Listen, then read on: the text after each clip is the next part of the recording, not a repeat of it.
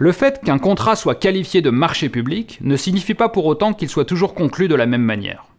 L'ordonnance de 2015 et le décret de 2016 prévoient ainsi des procédures de passation qui varient selon les seuils financiers du marché, souvent, ou au regard de l'objet de ce dernier, parfois. Il convient donc ici de réaffirmer une vérité qui pourra apparaître comme une banalité pour certains.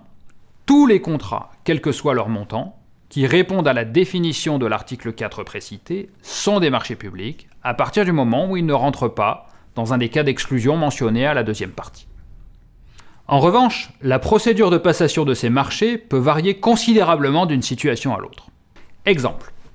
L'achat d'un stylo au prix de 1,40 € hors taxe par une commune. Cet acte est juridiquement un marché public, de fourniture en l'espèce. Tout comme est un marché public, le contrat de travaux passé pour la construction d'un musée par un conseil régional au prix de 7,5 millions d'euros. Ces deux contrats ont des points communs. Ce sont tous les deux des marchés publics, donc des contrats administratifs.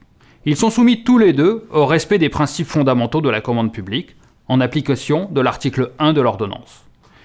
Mais ils ont également des différences. Ainsi, l'achat du stylo donne la possibilité d'une commande sans mise en concurrence ni publicité, en application de l'article 30 8e du décret, et sans contrat écrit en application de l'article 15.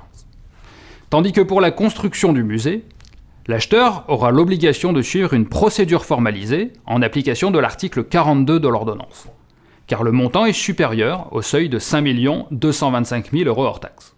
Il me reste maintenant à vous remercier pour votre attention et je vous invite à suivre la séquence numéro 2 sur la définition du besoin.